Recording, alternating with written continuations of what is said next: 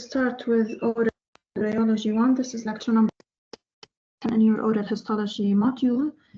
And part 1 will be about facial development.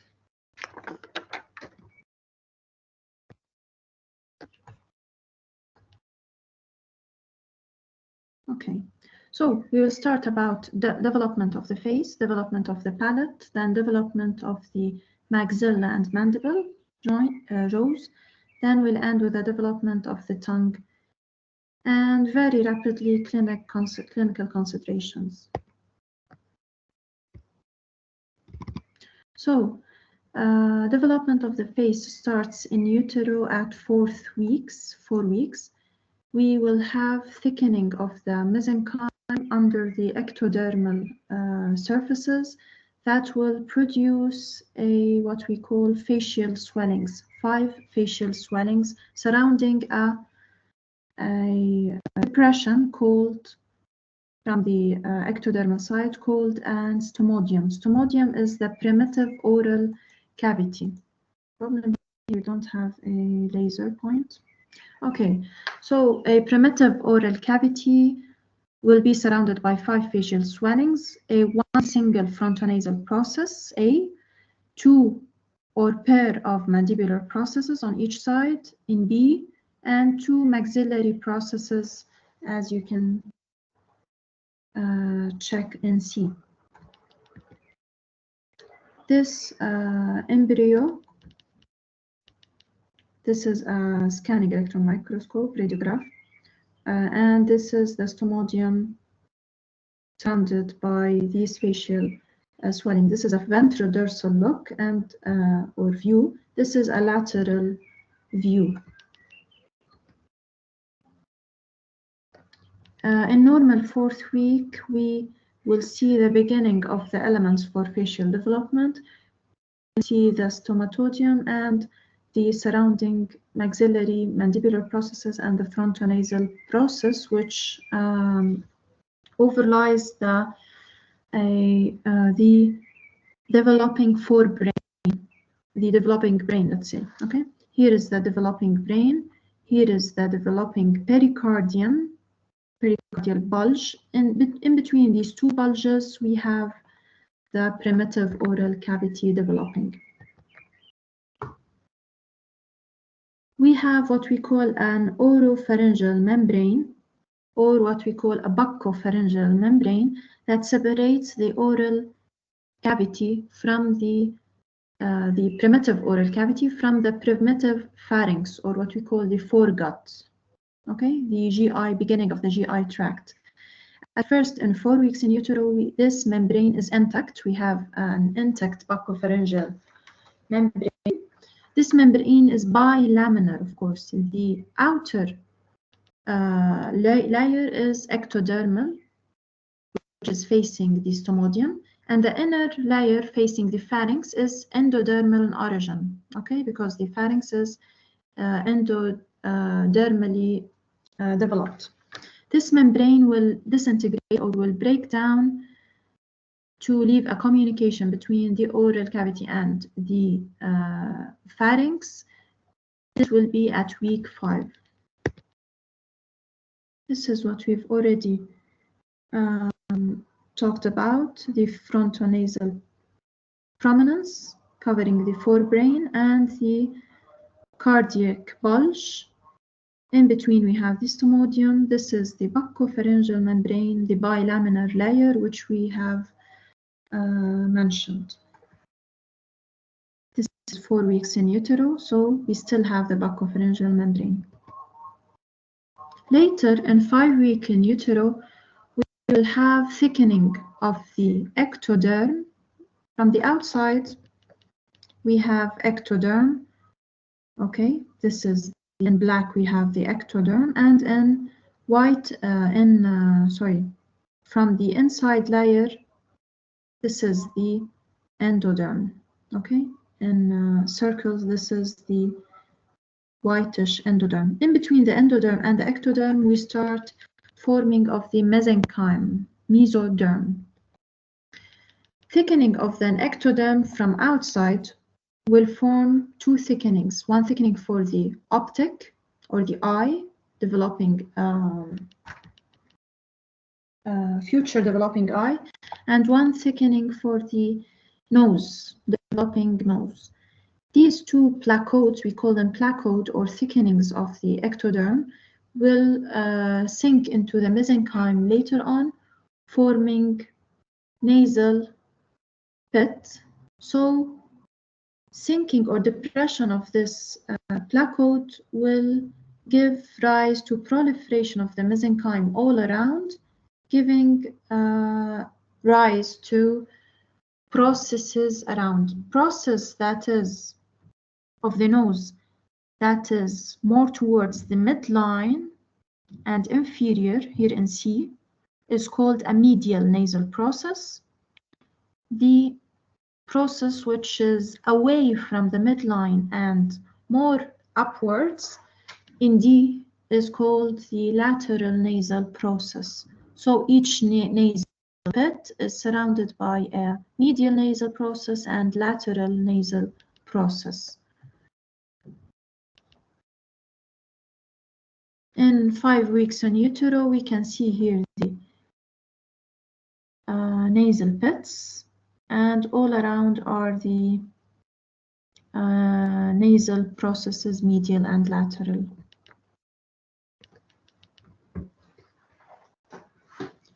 We have mentioned also that at 5 weeks in utero, we will have rupture or separation of the primitive nasal cavity and the primitive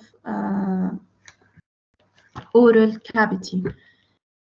Before that, we will have what we call in D a oronasal membrane, also a membrane that separates these two cavities. Okay, these membranes will rupture in the end of the 5th week to produce a communication between A, the nasal cavity, and B, the oral cavity. C is the tongue. Developing from the after the nasal placode, the nasal pits, we have a nasal fin. The nasal fin is a sheet of epithelium in front of the nasal pit. Here in this diagram, you'll check it in C. C is a nasal fin. Fin is a very thin covering layer, epithelium, okay? E is the maxillary isthmus. It's a bridge of mesenchyme that joins the maxillary process with a medial nasal process. You'll see it more clearly in the next slides. So, at first, the first to fuse is the two mandibular processes. The first bone to, the first location to be formed is the mandible. It is by fusion of two mandibular processes forming the lower jaw. The maxillary processes, they will also start to expand, okay? And in the lateral area, the maxillary with the mandibular processes will meet in the angle, what we call angle of the mouth, okay? This, here you go, you can see the oral cavity is very big, okay? The mouth opening is very big because we don't have yet full fusion with the mandibular and the maxillary processes. This is the future ear, this is the future eye, okay? We can see also the medial and the lateral nasal processes all around. What we see from the processes of the corners here, the maxillary process, also it is moving inward to meet with the medial nasal process, okay? Medial nasal process beneath the lateral nasal process in C. This is a scanning electron micro graph. You can see F is the nasal fin. Here we go, nasal pit, which is overlaid by nasal fin. What you see in E here is what we call a nasolacrimal groove. Nasolacrimal. It is a groove or a depression in between the nose and the eye, so we call it a naso-optic or a nasolacrimal furrow or groove. It continues downward until reaching here. E on both sides is the called bucconasal because it is the from ventral view. You can see it separates between the oral or the buccal cavity and the nasal cavity. So it's the bucconasal groove.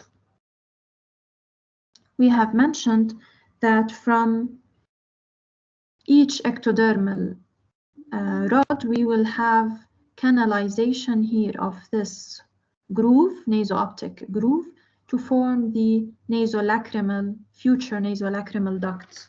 Okay, that's why I called it a nasolacrimal groove. Also, a nasolacrimal or a naso-optic.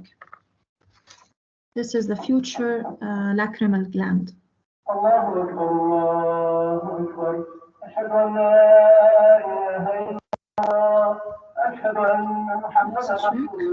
Okay. This is the lateral nasal process, the medial nasal process. Both maxillary processes are growing inward. The groove here that separates the nasal from the optic, which is upward, it extends from the eye. Here is the eye. The eye. The groove that descends is called the naso-optic groove, while the groove here that separates the nose from the buccal is called a bucconasal groove.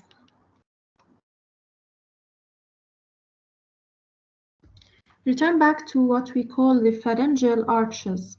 The pharyngeal arches are called so because we have a we will have a developing pharynx. Okay, so in upper vertebrates we call it pharyngeal arches. They are temporary structures that appear in the embryonic area. If you see here, you will see it in the practical session, but if you see here, this area is a pharyngeal development of pharyngeal arches. Okay, let's go back. The pharyngeal arches, they will appear in the embryonic stage. Then later on, they will contribute to other structures, muscular, skeletal structures, nerve and artery. They will contribute to these structures and they will disappear. So for now, they are swellings or arches or prominences. Numbered from 1 to 6, we have a missing 5th pharyngeal arch in humans. Also, the 6th is a transient or a transient arch. The main important is 1, 2, 3, 4, and 6. We will know each contribution of each branchial, or let's call it pharyngeal arch. Okay, the structures that are left behind, or the derivatives, what we call derivatives, each one pharyngeal arch has different derivatives out of it. Okay, the first arch is called the mandibular arch, also because it has a contribution for the mandible, so and the Meckel's cartilage, so we call it the mandibular arch. The first arch we have is contributing for the maxilla, for the mandible, okay, and for 2 small bones in the middle ear. In the middle ear, we have 3 bones, the incus, the malleus, and the stapes. Here we have 2 of these bony structures are from the first embryonic pharyngeal arch. Also, we have what we call Meckel's cartilage. For each pharyngeal arch, we have a cartilaginous component. This Meckel's cartilage, returning to the name of the scientist, is only a cartilage that is a primary cartilage, okay? The primary cartilage, Meckel's cartilage, is a primary cartilage, meaning it is only formed before the bone formation, okay? It is formed before bone formation, and it supports future bone formation. It is not the one which actually transfers into bone. This is why it's written, it's only a model or a guide for mandible, but it's not the real bone forming as you see in secondary cartilage. Number one, arch, pharyngeal arch, also contributes to muscular or soft tissue contribution, mainly the muscles of mastication. Muscles of mastication, you know, the 5 muscles of mastication, 4 muscles of mastication, okay? And the buccinator, the medial and lateral pterygoid, and the temporal. We have M plus of the muscles of mastication, the anterior belly of digastric, only the anterior belly of digastric. We have the mylohyoid bone, the tensor tympani, and the tensor tibiali palatinis. You see that most of these are muscles are related to the maxilla and the mandible. Okay, so by default, the nerve supply is the nerve that goes to the maxilla and the mandible, which is the trigeminal nerve, nerve number 5, cranial nerve number 5. And we say it's V2 and V3, the second branch of the 5th nerve, cranial nerve, and the third branch of the nerve, 5th cranial nerve, which are the maxillary and the mandibular. The trigeminal nerve will give motor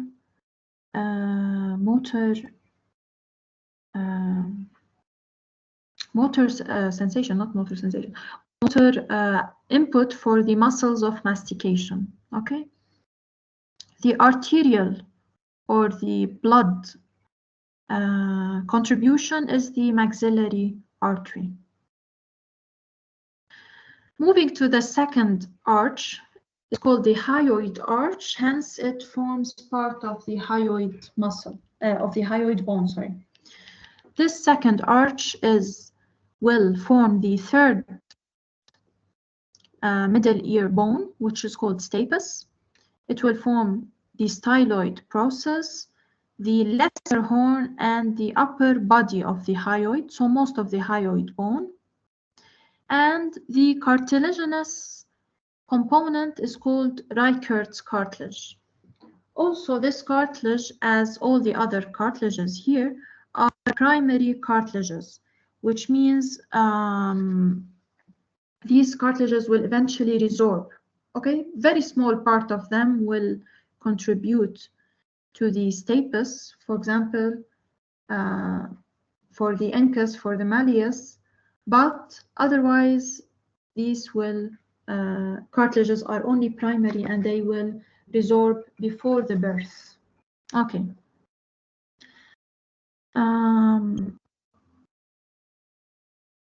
The muscular soft tissue contribution is the muscles of facial expression. Here we are more going inward, okay? So we have the muscles of facial expression, you know, the 5 muscles of facial expression. You know the buccinator, platysma, stapedius, stylohyoid, and the digastric, also digastric muscle, posterior belly of the digastric muscle. So eventually the nerve that supplies the muscles of facial expression is called the facial nerve, or the 7th cranial nerve. The artery is the sapedial artery. As you can notice, the digastric muscle, for example, it has 2 parts. One part is from the first pharyngeal arch. The posterior belly is from the second pharyngeal arch. So this is called an embryonically mosaic structure, which means it's derived from more than one arch. This applies to the digastric muscle. This applies also to the hyoid bone, which has a big part contribution from the second arch, and the other part of the hyoid is contributed from the third pharyngeal arch, wholly from the third pharyngeal arch. Starting here, we have the third arch contributing to the glossopharyngeal nerve, cranial nerve number 9, okay? And we have also the stylopharyngeus. We are here more towards the inner soft tissues, okay? So the stylopharyngeal muscle. The fourth and the sixth pharyngeal arches contribute to the cartilages, wholly cartilages of the larynx. We call them cartilages of the larynx or laryngeal cartilages, which are 5 cartilages: thyroid cartilage, or what's called Adam's cartilage, the epiglottic cartilage, the very posterior part of the tongue, the cricoid cartilage, arytenoid cartilages, and the corniculate cartilages. All of these cartilages are derived from the fourth and the sixth pharyngeal arch. Okay. The nerve contribution for these are the vagus nerve, which is number 10, and superior laryngeal nerve with recurrent laryngeal nerve for 6. You should be able to spot also that the muscular contribution should be the soft intrinsic muscles of the larynx.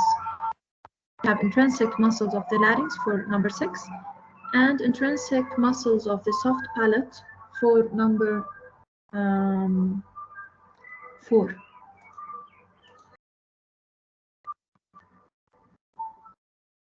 Okay. Just checking that everything is okay.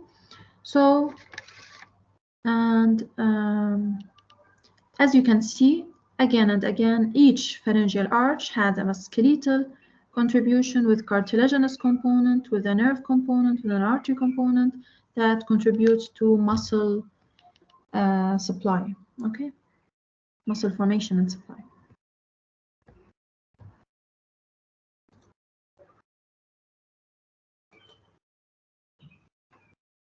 The development of the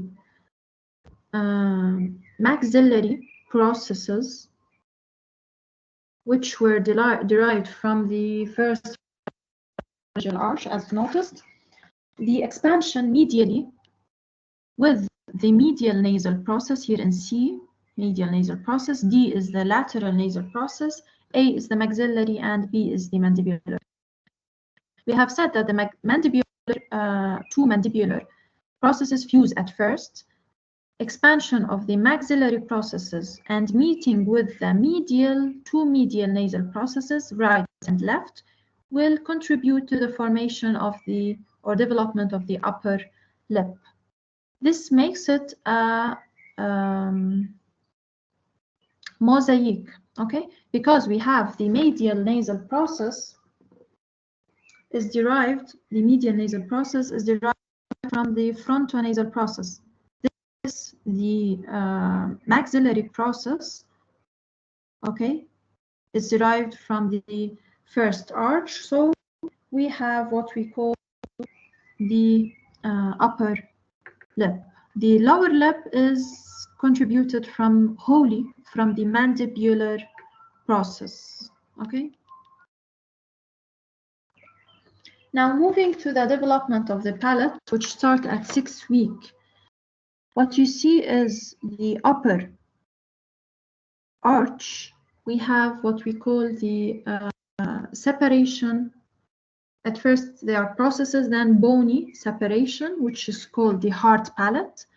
And most anterior, and the most posterior muscular separation or muscular roof, okay, of the upper arch, which is called the soft palate. So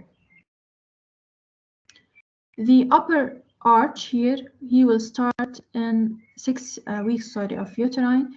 You will start having the nasal cavities are separated by a nasal septum in B.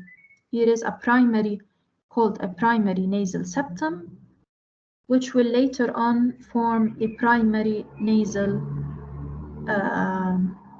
cartilage. Okay. The nasal cavities here are separated from the oral cavity by what we call a primary palate. So the primary palate is just underneath the nasal septum, the primary nasal palate. Both of these are derivatives of the frontonasal process, which gives rise to the medial nasal process, giving rise to the primary palate, what we call a primary palate. For each part, we have a primary and a secondary. Primary that forms before, or the one that forms at first, so we call it a primary palate. The secondary palate, which is the remainder of the hard palate and the soft palate also, is called a secondary. Developmentally, it's called a secondary palate. So behind the primary palate, which is B here, C is the nasal, secondary nasal septum, lying also behind the primary nasal septum. So the secondary nasal septum here, the secondary palate is formed by the fusion of two palatal shelves. We call them in A, lateral palatal shelves.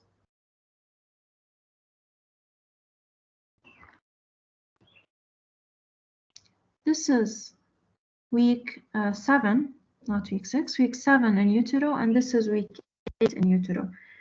So at first, as we have said, a primary palate and a secondary palate is formed by, it's here, it's formed by two different derivatives. Okay, the primary palate is derived from a frontonasal process, and also the nasal septum is derived from frontonasal process. But the secondary palate is formed from the lateral palatal shelves, which are derived from the maxillary processes. Okay. Let's move down. This is the 7th week on your left. This is the 7th week of intrauterine. This is, you see the tongue in the middle of the coronal section. You see the tongue. The developing tongue, the developing oral cavity here is still very small. Thus, the large tongue does not have a space. Here, the tongue lies between the two palatal shelves, lateral palatal shelves. So, as the tongue is in between the two palatal shelves, these palatal shelves have no space or no other option to grow or expand except vertically. So they grow downward vertically at the sides of the tongue, because the tongue is separating at this stage in 7th week. Okay. Here you see Meckel's cartilage, which does not provide growth to the bone, but it supports the growth of the mandibular bone. Okay. We can see this is the mandibular bone that forms around Meckel's cartilage. It starts around after 6th week. Okay, 6th week we'll start Meckel's cartilage formation. At 7th week we'll start the mandibular bone formation. This is the maxilla. it's very which is meeting the mandibular process. This is the maxillary process, and derived from the maxillary process are the two palatal shelves. You see upwards is the nasal septum or secondary, let's call it secondary nasal septum or secondary nasal cartilage to be more specific. In week 8, here on your right side, on week 8 we have a larger oral cavity. The space is larger, so we will have dropping of the tongue. The tongue have enough space, so it will drop from the interpalatal location. This will give opportunity to the palatal shelves to start their horizontal expansion towards the medial part until they come in contact and fuse together, forming the secondary palate. Supposedly here is the primary palate. Okay. Again, Meckel's cartilage. These small dark buds, they're called buds because of their shape, are the tooth buds or tooth germs. These are the starting of tooth formation. Okay. In the area of the first molar. It starts in the area of first molar. This will be explained in the next lecture about teeth development. So returning to the palate, here is the tongue, here is the vertical growing of the two palatal shelves in 7 weeks. In 8 weeks, we have said where the tongue drops, the two palatal shelves expand horizontally until reaching to contact each other. The initial contact of the lateral shelf is at 8 weeks in utero to form a secondary palate. It starts at 8 weeks, but here we have only a initial contact, okay? We don't have fusion. It's only an initial contact of the lateral shelves. Now, full contact of the lateral shelves will be at week 9. Okay, it will start at week 8 until week 12. Week 9, we will have full contact, but we still don't have full fusion. Full fusion of the lateral shelves will be at 12th week, where we will have complete disintegration of the interpalatal epithelial seam. Number C is called a midline epithelial seam. Okay, the ectodermal here is still not resolved yet, and we cannot say that we have full fusion. As you can see, behind the secondary palate, the shelves fuse and form the hard palate, the soft palate, and the uvula. The final or terminal part of the soft palate is called the uvula, which is also a contribution of the has contribution from the vagus nerve. Okay, the fusion is completed by 12th week in utero.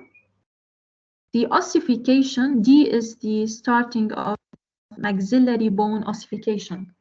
So we will start talking about the intramembranous ossification. We call it intramembranous because it's directly formed from mesenchyme. Okay, sorry. The mesenchyme will start. The surrounding structure all is ectoderm. Okay, this is all an ectoderm. From inside, this is a mesoderm, a mesenchyme or a mesoderm that was migrated from neural cells. Okay, so we have a mesenchymal cells that are here migrating, condensating to form what we call cartilage, fibrous tissue. This mesenchymal condensation will transform later on fibrous tissue. The fibrous tissue will eventually ossifies into a bone of the maxilla here that started, and eventually then bone of the palate.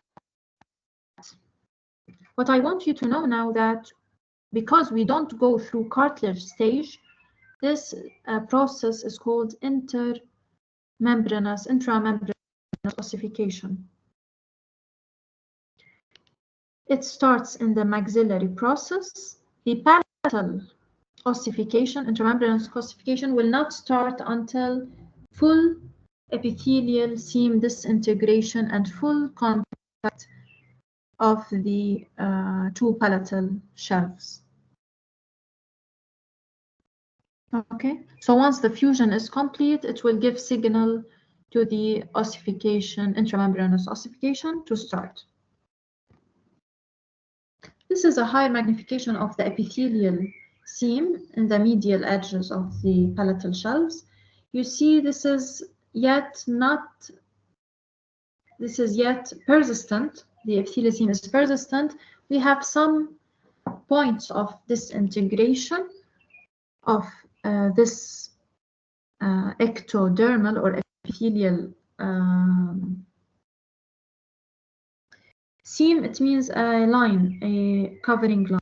Okay, so the mesenchyma will start to condense, to condensate, to disintegrate this seam, and will to have some continuity between the right and the left lateral shelves to form a fully secondary palate.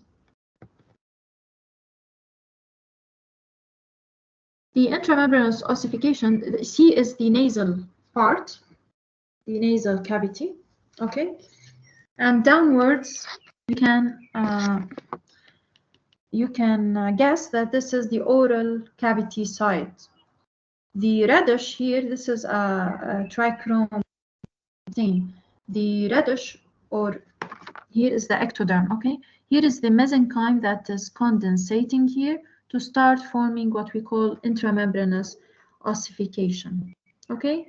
Once we have full fusion between the two palatal shelves and complete disintegration of the epithelial seam, this will start forming the bone of the palate, okay?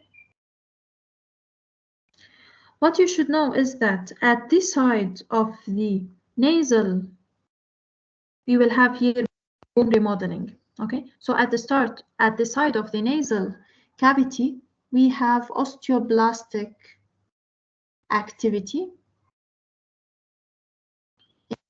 indicated by the black arrows. We have osteoblastic activity, and on the other side, facing the oral cavity, we'll have osteoblastic activity.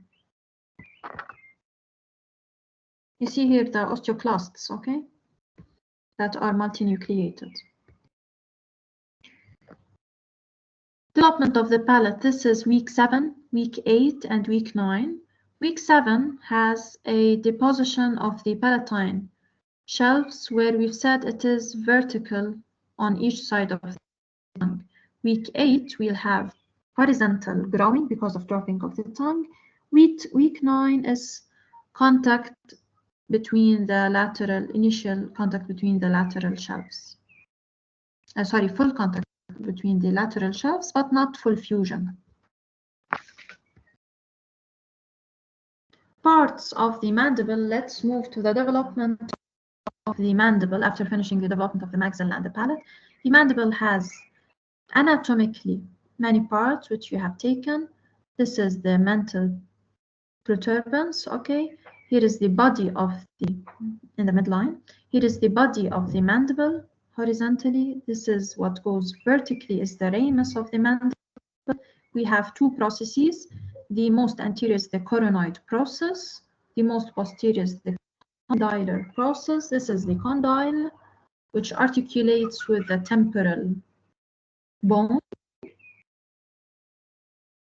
okay, from the upper maxillary process. This is the condyle, and this is the neck of the condyle. This can be called the angle of the mandible. External oblique ridge, where we have external passage of the inferior alveolar nerve.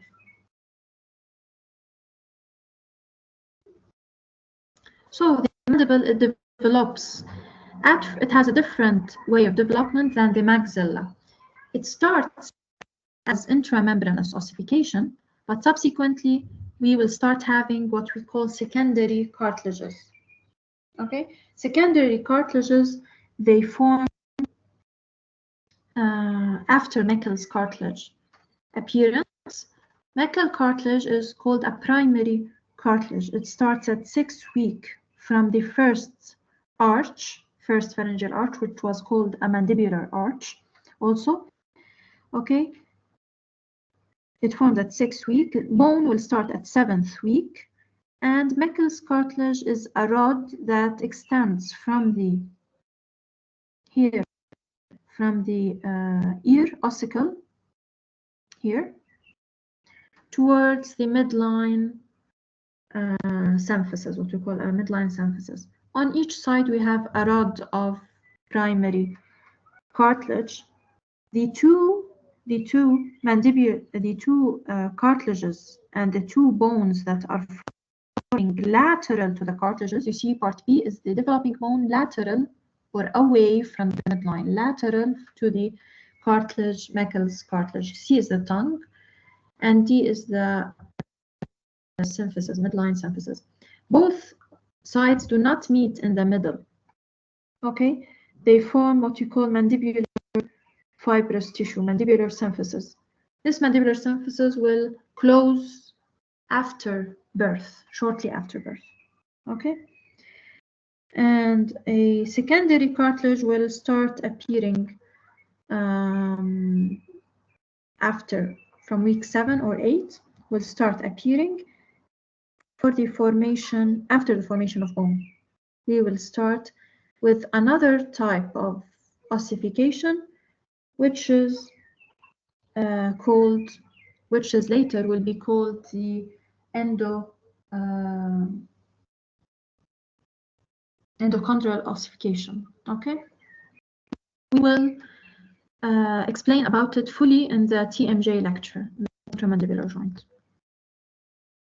But I want you to know now that A is Meckel's cartilage. Here is the bone developing of the alveolar bone. We call the alveolar bone, starting of the mandibular alveolar bone. This is C is the tongue. Here is the start of the tooth bud, as we have said, tooth germ or tooth bud. The alveolar processes here, the alveolar bone, the development of the future alveolar bone will be surrounding, it will be lateral to Meckel's cartilage and all around surrounding the developing bundle, neurovascular bundle, which is D here. Okay. My ossification in the mandible starts in the area of the mental foramen, future mental foramen. Okay. At 6 weeks in utero, we have said we will start the bone formation. Okay, at 7th week in utero around the mental foramen, and then it will spread backwards, forwards, and upwards. So, formation of the palate lateral to the cartilage.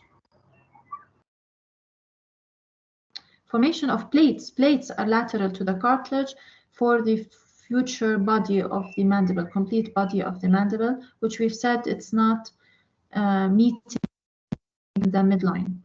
Both, here is the midline symphysis. Let's go back to this newly deposited bone in A, which extends. Now it is extending and it is getting more thick, while C, the rods of Meckel's cartilage, are getting shrinked. It is only getting smaller in size. After Meckel cartilage guides the formation of the bone, it gets resorbed. So as we have said, primary cartilages will eventually resorb fully before birth. Okay. Meanwhile, here we have the developing alveolar process around the dental lamina. B is the neurovascular bundle, which will later on start to be surrounded, canalized by bone. Okay.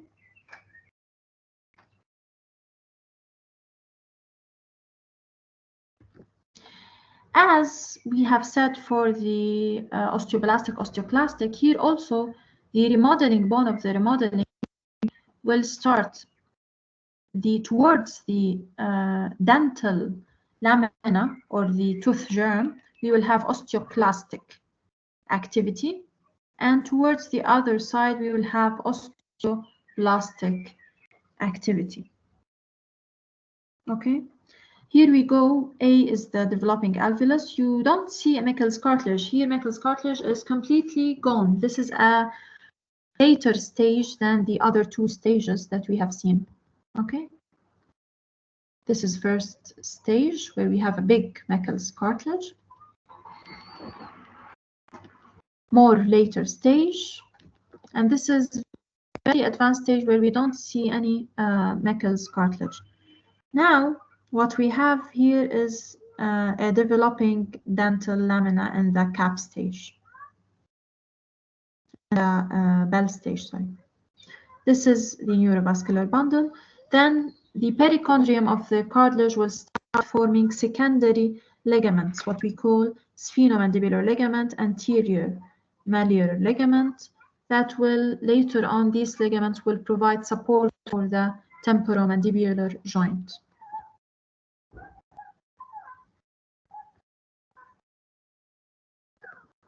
As have said, towards the alveolar bone around the developing tooth, towards the inner wall, here we go in C, this is the tooth germ, developing tooth. C is the inner wall. We will have Howship's osteoclastic activity, and two here as multinucleated cells. You see, this is a multinucleated cell, this is a multinucleated cell.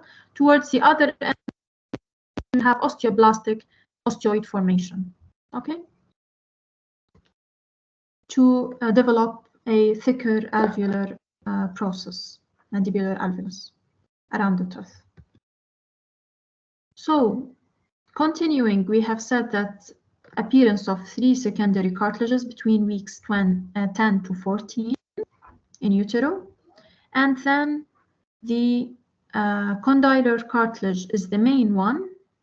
We call it condylar cartilage, that we will have fluent details about it, and the other secondary are the sphenomandibular and anterior malleolar ligaments. These cartilages, secondary cartilages, will stay after birth, okay, and they will contribute to the sutural growth of bone, because we will have spaces, we will have forces from outside forces for the bone to grow. Okay. Also, the mandibular symphysis region, we will have fibrocellular condensation that will later on ossifies, and the two sides of the mandible bone will close, will fuse completely. Okay.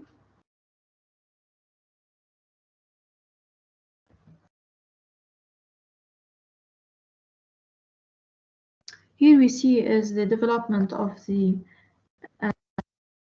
temporomandibular joint. We have temporal bone and the mandible, and here is the formation. We will have a secondary cartilage here, the condylar cartilage, and we will have a fibrocellular condensation that stays until later in life, until adulthood. Okay. This is very early stage of development of the condylar cartilage. We have the 12-week in utero. The upper and the lower joint cavities, they are very small clefts. This is very flat. Okay.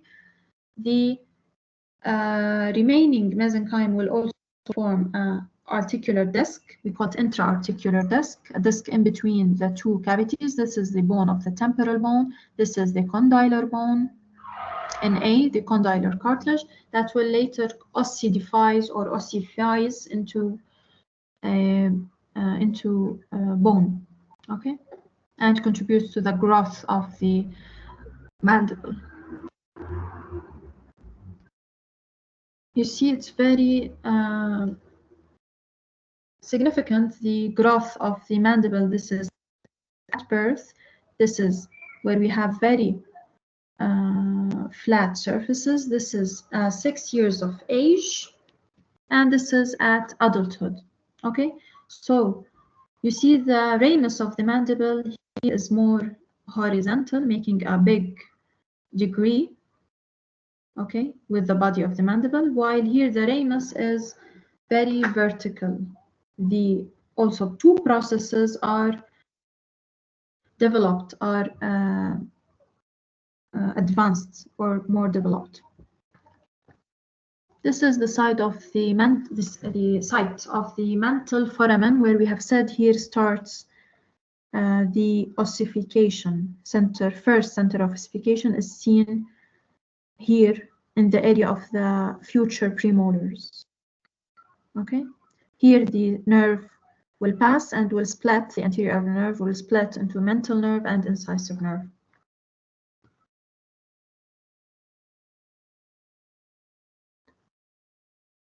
The maxilla also, it's keeping to grow. The growth is multifactorial, and it is affected by multi sites around it. It is affected by the orbital growth, the nasal cavity growth, and the oral cavity growth. Okay, so it's multifactorial.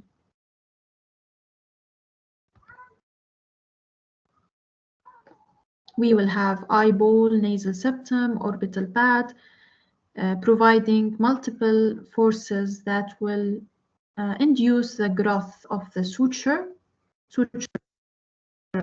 growth by outpocketing of the middle meatus of the nose. Outpocketing of the middle meatus of the nose will form the maxillary sinus, okay?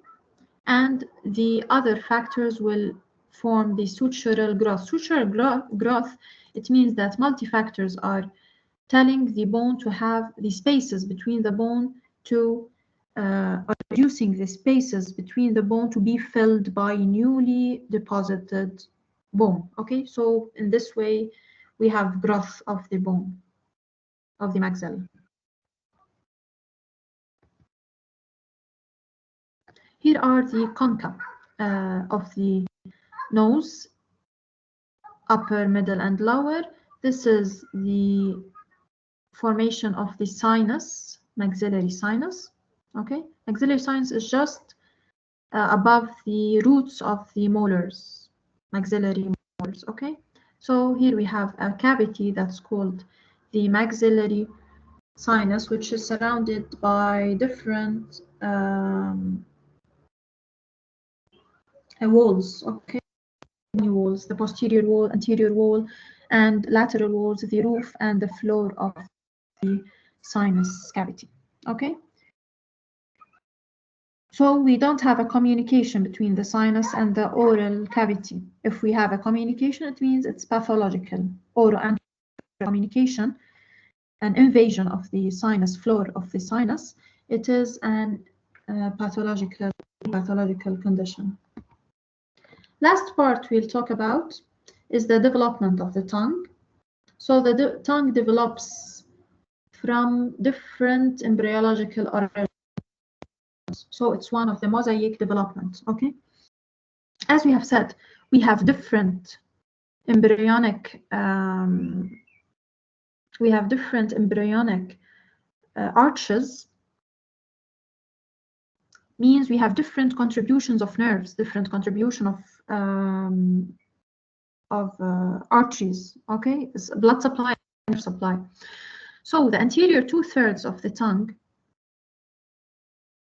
is derived from three swellings from the mainly from the first arch, first pharyngeal arch. We will have two lingual swellings, one midline swelling called tuberculum impar. Tuberculum is a tubercle, and which is a elevation or a swelling, and these three swellings will contribute to the anterior 2/3 of the tongue. The anterior 2/3 of the tongue, derived from the first arch, has a nerve supply from the trigeminal nerve, for example. Okay, general sensation from the trigeminal nerve. If you move to the posterior part of the tongue, it's derived from another single midline swelling called the copula. Here you go. First, second, third, and fourth are branchial arches or pharyngeal arches. Okay, both A are the lateral lingual swellings, B is the tuberculum impar, C is the copula, which is the posterior, contributes to the posterior part of the tongue. Posterior, also C, the copula has two contributions from the third arch and the fourth arch. The innervation of the anterior, also the anterior 2/3 of the tongue, will have migration from the second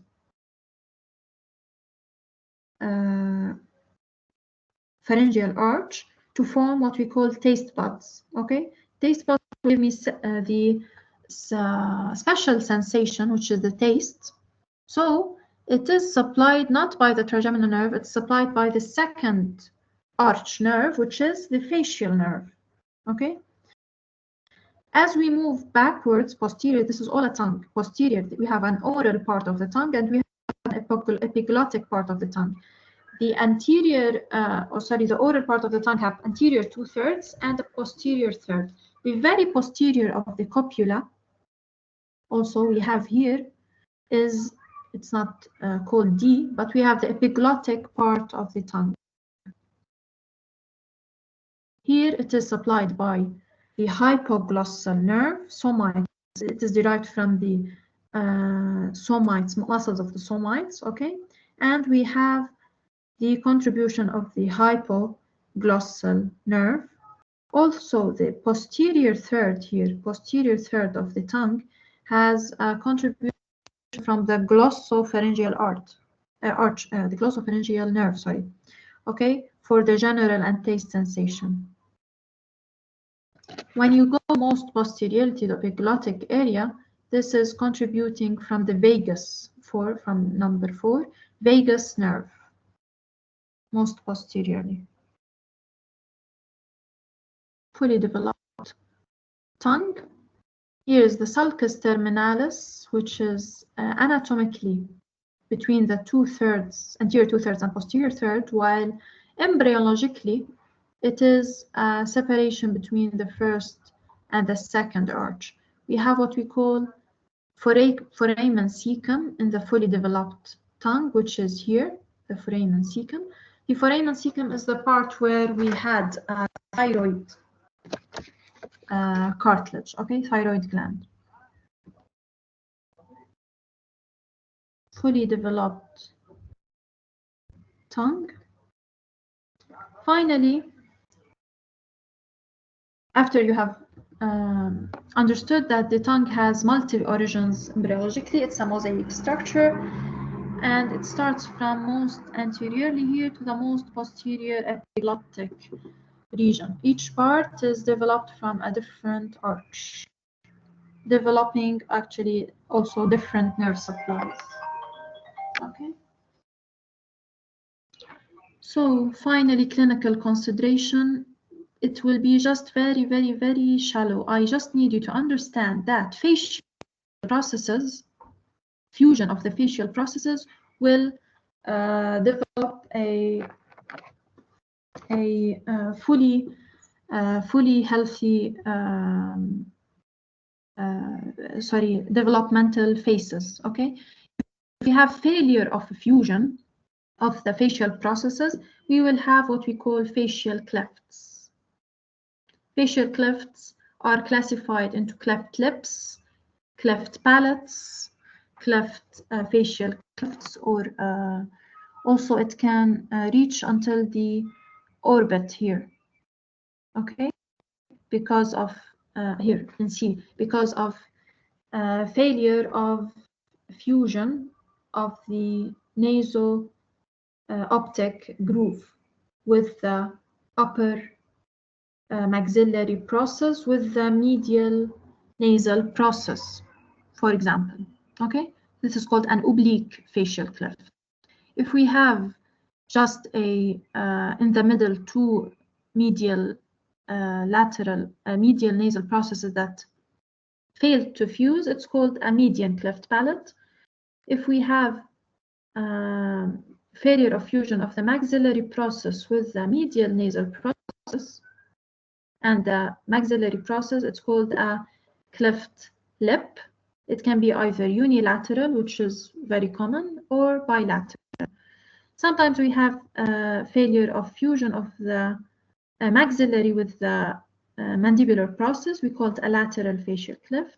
Sometimes we have the two mandibular process have not fused well. We call it a median mandibular cleft. Okay.